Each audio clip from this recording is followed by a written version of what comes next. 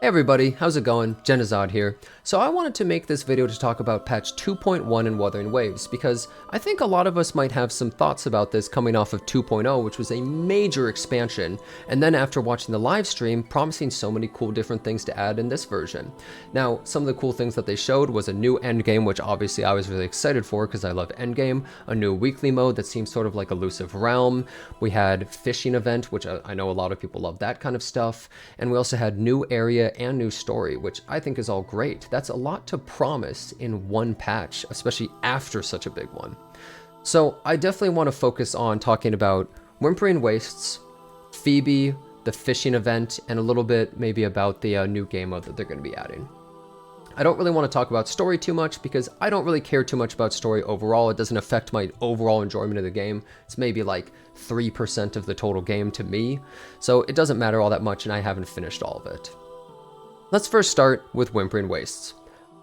Personally, in my opinion, I think this game mode is trash. I do not like it at all, and let me explain to you why before you start spamming L take. I do not like Tower of Adversity. I do not find it fun. I don't think it's an interesting game mode. I think it is literally a game mode that was essentially copied from Genshin Impact, The Abyss, and I didn't enjoy it in that game either. The reason I don't like it is the only difficulty is truly the timer. The reason that anyone would have any difficulty with those fights is basically because you have 2 minutes to kill the boss and the waves in time. That's about it. The enemies are kind of just training dummies. They're essentially overinflated HP enemies that aren't really all that dangerous. They're not super fast, they don't hit insanely hard, and you can kind of just ignore a lot of what they do. Hell, sometimes you just power through their attacks and ignore them because it doesn't matter. I don't really find that fun, and I feel like it's a fake difficulty where the only difficulty is the timer. The enemy could be almost anything and it just doesn't really matter in the tower. I don't enjoy that personally. It's not for me. Some people love learning the rotations and perfecting that kind of stuff to fight those, but that's not something that I enjoy. So when I heard a new game mode was coming out, I was like, oh, that's really exciting. Well, this game mode is just pincer movement, which they don't have anymore, turned into a game mode. And pincer movement is just kill waves of enemies within a time limit. So it's kind of just the same thing as TOA, except now it's more wave AoE based rather than more single target where you fight like maybe a couple or a few enemies and then a boss. That's essentially the only difference. And while I do think this is a better mode than TOA in some ways, I just think it's almost the same exact thing. And it's very reminiscent of when Honkai Star Rail added pure fiction to make it so characters like Himiko and Herta would become viable, because they were complete trash before.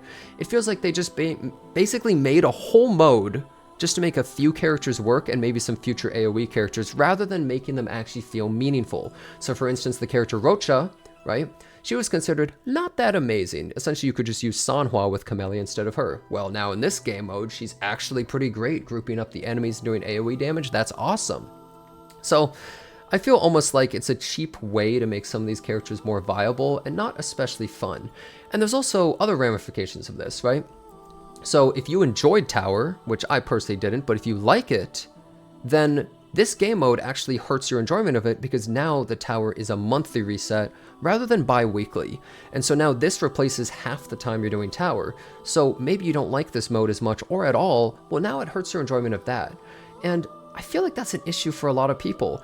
I would rather propose something such as you can choose which endgame to do, and they both reset each time, and realistically, it's not that hard. You essentially just put in a bot to choose the enemies and elements and stuff and make it relatively balanced, or a person could do it, but I don't think it's that hard to reset both every 2 weeks personally.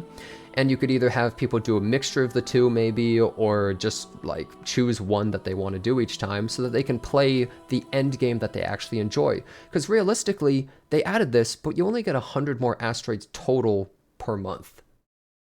That doesn't really matter all that much. It doesn't feel like a lot really got added. So I think that's a huge problem with this, and I would actually extend this to what I'm going to talk about later, fishing. I believe that they could even add a more casual version of essentially the Tower rewards or Wimpering Waste rewards, where like maybe casual players could do something like have fishing missions that they could engage with to get that same asteroid and be engaged in the game. I think something like that would make it so that all types of players are able to enjoy the end game, no matter who they are and what they like. They can choose a different thing.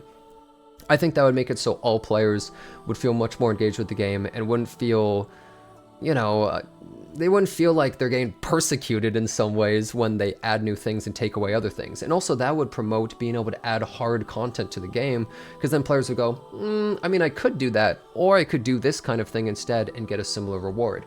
I think that would be really beneficial to a lot of players. You could even extend that to something like hologram. I think this would be a really good step in the right direction.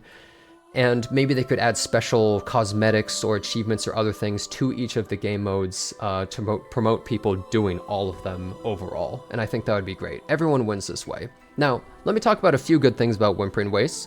I do think that the tokens are actually really cool. I think it's a great idea having these tokens affect buffs that you get, and you can only use them a limited amount of times. I think that's cool, although the problem is I think too many of them are really basic, where it's just like attribute damage or like heal. Oh, this is actually a more interesting one, but some of them are a little bit jank and some of them are just big damage, but I think it's a good concept and I like the idea of it. I would also like to see maybe instead of the timer, they do something along the lines of you choose challenges. Do you remember in Elusive Realm where you could choose essentially buffs or debuffs, and that would change the difficulty but increase the reward? They should maybe make it so that you have a bunch of different challenges you could choose, and you need to select at least 3 or something, and maybe the timer could be 1, or maybe do it hitless, or maybe reduce your party members. A bunch of different things like that could make it a little bit more interesting to get the same rewards, but the challenge isn't always just a timer. However, I do think that this concept is a very good idea. Also, I mean, I'm just gonna say this as the UI guy, I think this is pretty beautiful the way that this looks. The music is great. It's cool they have this sextant thing right here that moves instead of like a scroll bar. Just kind of cool looking. You can tell they put a lot of time and effort into that stuff, but maybe a little bit more into the gameplay. Another downside to the gameplay I will say is I wouldn't say it's buggy, but it has some things that are kind of frustrating, like enemies spawning under you, and sometimes it pushes you up and you'll do air attacks, which kind of can just be frustrating and mess up your combo, especially on characters like Phoebe or Camellia can kind of screw that over. It's a little bit annoying. And also, every enemy immediately runs away. They spawn, if it's like a pack of wolves, oh, you better believe they're gone. Immediately scatters like the wind. They're gone in a second. Really frustrating. I don't think that's something that's very fun to a lot of players. And overall, I just don't see the point in it. I frankly think that it should just be completely fixed where the enemies are much more aggressive, or some other way of tackling that. Now, let's talk about the fishing. So we got this cool octopus right here, and I'm not a huge fan of fishing, personally. Fishing is okay in games like Animal Crossing and stuff, but I don't really crave that type of thing. I will say, however, I believe they did a pretty damn good implementation of fishing. So they have all these different things that you can catch, and there's actually a lot of them. There's like, 72 of them? That's pretty good for like a mini game kind of thing. Then you have your whole storage that you can increase. You have this entire little tech tree thing, which I think is pretty fun to have a sense of progression. You can buy different stuff using some of the money that you get from selling the fishes. And what's also cool is each fish has like a different value because they'll have different weight, and you can also find like rare fish. So it adds that little bit of gamba that's fun for players as well. I think this is actually an insanely well-designed mode. I'm actually kind of impressed by it because it actually feels more than just a little mini game. It's a fun thing to be able to travel around in this gondola, get those upgrades. The fishing mini game isn't frustrating. It's not like a trash game mode. It feels like they actually put some thought into it. To be fair though, they did just copy it from the game Dredge. So if you think about it, well, I mean, it's kind of hard to mess up when you have the blueprints right there, right? But, this is just an example of it. I think that they did an incredibly good job with this entire fishing minigame, and I think a lot of more casual players will enjoy it, and I think they should actually expand a mode like this. And I will say they've done a great job so far with testing things in-game, and then they add it as a permanent thing. Which brings me to the next thing.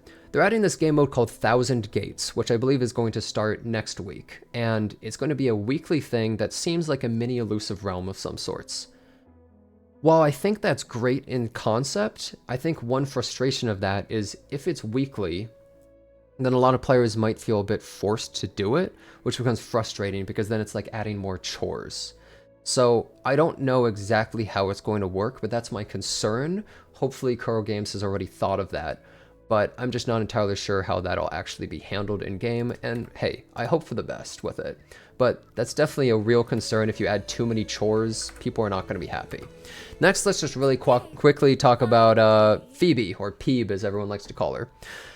First of all, insanely cute character, great job on that design. I think they did a great job with her skill set. She plays completely different from every character. She feels more like a classical mage. I don't have an amazing build, but she definitely feels good to play. It's really cool how she has two different stances where you can essentially go into this absolution stance where you do more damage to all your attacks, and you're able to do all these heavy attacks, or you can go into the other stance that gives you more of the spectrofrazzle effect. However, at the moment, the Spectral Frazzle effect seems kind of crummy.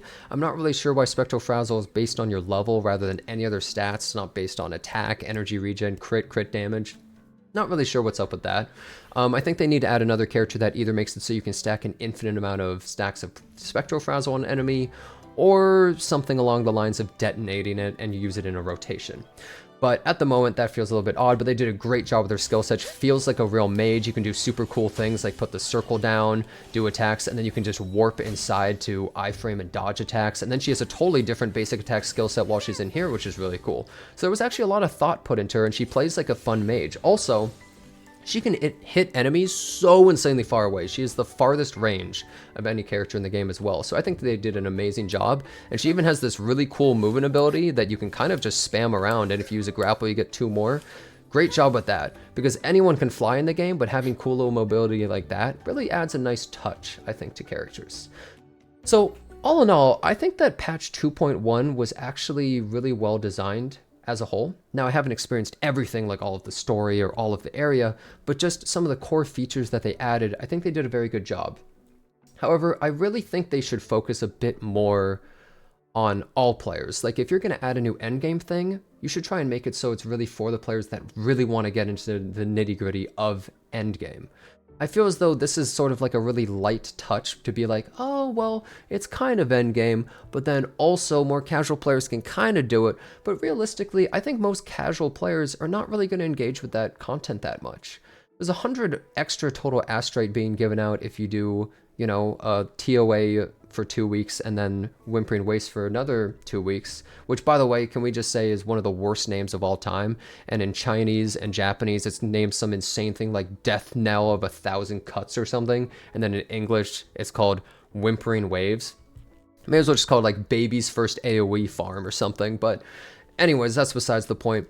I think that Kuro Games, when they're making endgame, should really try and make it feel endgame where you want to play it because you enjoy it, not only for the rewards. And that's what something like Elusive Realm did so well. I think so many players enjoyed and really liked Elusive Realm because the roguelike ability makes it so you want to keep going in for fun, not only the rewards. And if they can capture that kind of feeling with an endgame, I think a lot more people that play more casually may become more interested in engaging with that endgame. So I'd really like to see something like that, because I think their casual content has been doing amazing. Like, just the exploration's great, the wings are amazing, this new fishing minigame with sailing around. I think these are all great things for casuals. But I think if they're going to add a new endgame mode like they just did, I think they could probably go a little bit farther with making it more interesting than just another time-based kill the enemies in time and get your astrite and then you just leave for 2 weeks. It's kind of a bit boring to me. But anyways, tell me what you think in the comments. Tell me if you enjoyed this video. Thanks a bunch for watching this, and if you enjoyed it, subscribe for more, and I hope to see you next time.